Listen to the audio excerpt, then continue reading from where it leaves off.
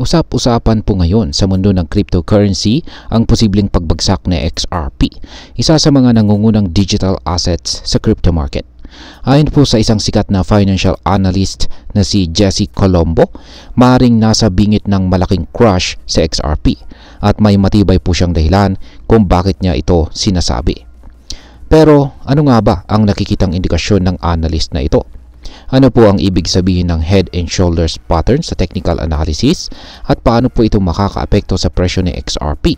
At higit sa lahat ay aalamin po natin kung ano po ang maaring maging epekto nito para sa atin bilang mga Pinoy crypto traders at investors ni XRP. Pero bago po tayo magpatuloy, ay nais ko lamang po munang bigyang linaw ang aking disclaimer kung saan ang nilalaman po ng video na ito ay hindi po ito isang financial advice. For education and information purposes lamang po ang layunin nito. Ayan, simulan po natin sa kung ano po ang head and shoulders pattern at bakit po ito delikado kay XRP. Ayon po kay Ginoong Jesse Colombo, ang head and shoulders pattern ay isa po itong bearish technical indicator na madalas na nagbabadya ng matinding pagbagsak ng presyo. Sa kasalukuyang chart ni XRP, nakita po ni Ginoong Colombo ang pattern na ito kung saan ang neckline o ang pangunahing support ay nasa pagitan po ng $2 hanggang $2.20. Sa simpleng paliwanag, kapag bumagsak ang presyo ni XRP sa ilalim po ng $2 at hindi na po ito makabangon, maaring magkaroon po ng panic selling na magtutulak ng presyo nito papaba. Ibig sabihin ay mas maraming investors po ang maaring mawalan ng kumpiyansa at magbenta ng kanilang XRP holdings bago pa ito bumagsak ng husto. Kapag nangyari ito, mas lalong magiging malakas ang selling pressure na posibleng magdala kay XRP sa isang matinding downtrend. Ngayon ay bakit po napaka-critical ang price level na $2? Sa ngayon, nasa $2.23 ang presyo ng XRP matapos pong bumagsak ng mahigit 18% mula po sa dating halos $3 na presyo. Napakalaking pagbabago ito sa loob lamang ng ilang araw. Ayon po kay Ginoong Colombo, kung babagsak pa ito sa ilalim ng $2, mas malaki po ang tsansa na tuluyan na itong mag-collapse. Ang price level na ito ang itinuturing na make or break support zone. Kapag ito ay nabasag, maaring bumagsak pa ang presyo ng mas matindi dahil po sa fear at panic sa market. Ngayon ay may pag-asa pa ba sa XRP? Hindi lahat ng analyst ay bearish po kay XRP.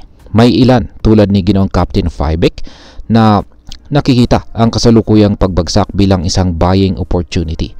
Ayon sa kanya, may potensyal na bullish pennant itong si XRP sa kanyang daily chart time frame. Ibig sabihin ay may tsansa na pagkatapos po ng pullback na ito, maaring muling sumipa pataas ang presyo nito at umabot po sa presyong $5 kung ang market sentiment ay magiging positibo. Sa madaling salita, habang may mga analyst na nagsasabing pabagsak sa XRP, mayroon ding mga naniniwala na ito ay isang pansamantalang correction lamang bago ang isang panibagong rally. At ayan, ano naman ang maaaring maging posibleng epekto nito para sa atin bilang mga Pinoy crypto traders at investors ni XRP? Para sa atin na nag-i-invest or nagtitrade kay XRP, mahalaga pong bantayan natin ang $2 na support level.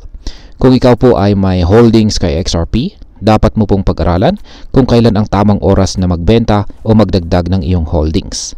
Ang ganitong klaseng volatility ay maaaring maging oportunidad para sa mga short-term traders, ngunit delikado rin ito para sa long-term investors na hindi po sanay sa mabilisang galaw ng market.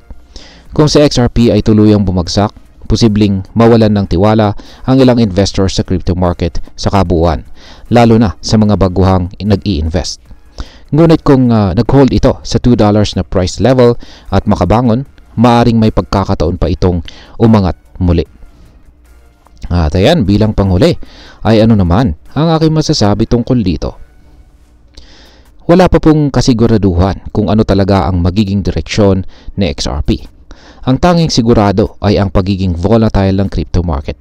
Isang bagay na dapat po nating laging tandaan bilang mga investors. Kung ikaw po ay isang trader, Maaring pag-aralan mo ang market structure at gumamit po ng stop loss orders para protektahan ang iyong kapital. Kung ikaw naman ay isang long-term investor, siguraduhin mong naiintindihan mo ang fundamentals ng XRP bago ka po mag-decide kung mag-hold o magbenta. At sa kabuuan, tandaan na ang cryptocurrency investment ay meron po itong kaakibat na malaking risk. Gamitin ang tamang kaalaman, maging maingat at huwag pong sumugal ng pera na hindi mo kayang mawala. At ayan, hanggang dito na lamang po tayo sa video na ito mga ka-crypto. Sana po ay inyong nagustuhan ang aking paliwanag sa video na ito. Kung inyo po itong nagustuhan, pakiclick lamang po ang like button nito. Marami pong salamat sa panonood. Ingat po tayo lagi at God bless po sa ating lahat.